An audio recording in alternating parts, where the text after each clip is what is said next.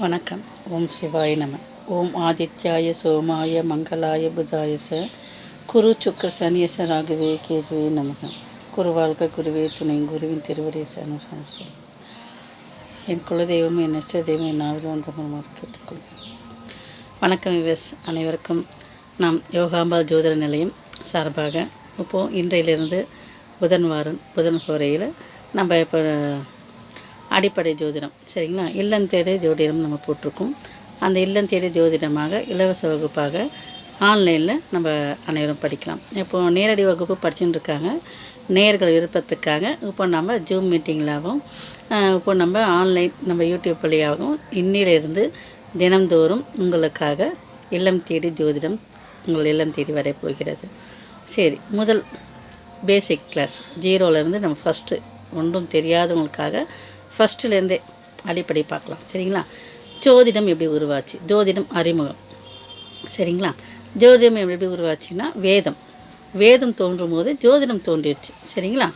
அப்படி இருக்கையில் நம்ம என்ன பண்ணுறோம், இப்போ ஒரு மனிதனுக்கு கண் எவ்வளோ முக்கியமோ அதே போல் தான் ஜோதிடத்துக்கு வேதத்துக்கு இந்த ஜோதிடம் ரொம்ப முக்கியமாக இருக்குது, சரிங்களா. அப்போது வேதம் 4 வேதம், ரிக், யஜுர், சாமம், அதர்வனம்ட்டு 4 வேதம்.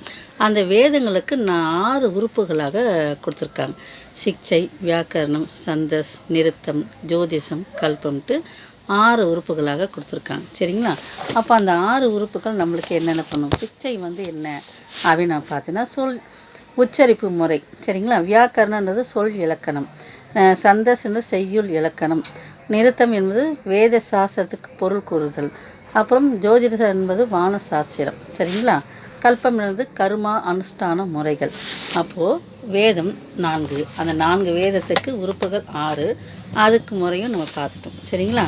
அப்போது ஒரு மனிதனுக்கு கண் முக்கியம் போல் வேதத்துக்கு ஜோதிடம் மிக முக்கியமானது, சரிங்களா.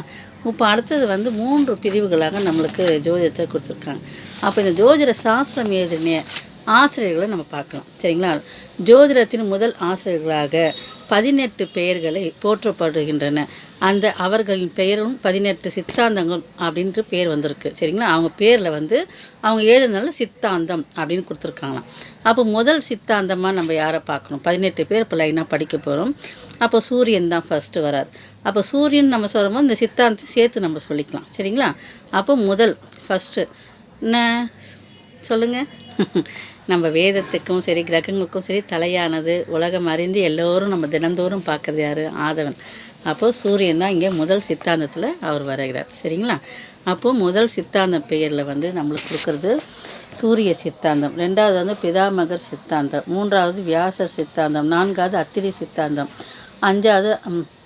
5வது வசிஷ்ட சித்தாந்தம், 6வது தான் பராசர சித்தாந்தம் வருது. அந்த பராசர சித்தாந்தம் தான் பராசர முறையில் தான் ஜோதிடர்கள் அனைவரும் இப்போ நிறைய பேர் எடுக்கிறது பராசர முறையில் நம்ம எடுக்கிறாங்க. அப்போது 6வதாக நம்மளுக்கு வருகிறது, சரிங்களா. இப்போ அடுத்தது பார்த்திங்கன்னா காசியபர் சித்தாந்தம், அதுக்கப்புறம் நாரத சித்தாந்தம், கர்க்கர் சித்தாந்தம், மரிஷி சித்தாந்தம், மனு சித்தாந்தம், அங்கிரசர் சித்தாந்தம், லோமசர் சித்தாந்தம், யவனர் சித்தாந்தம், செவனர் சித்தாந்தம், பிருகு சித்தாந்தம், அதுக்கப்புறம் சவுனக சித்தாந்தம், சரிங்களா. இப்போ இத்தனை சித்தாந்தமும் நம்மளுக்கு கொடுத்துருக்காங்க. இப்போ இந்த பதிவில் நம்ம இதை மட்டும் பார்ப்போம். அடுத்த பதிவில் நம்ம மீதி இருக்கிறத பார்ப்போம். தினந்தோறும் சின்னதாக நம்ம உங்களுக்கு கொடுக்குறோம், சரிங்களா. நன்றி, வணக்கம்.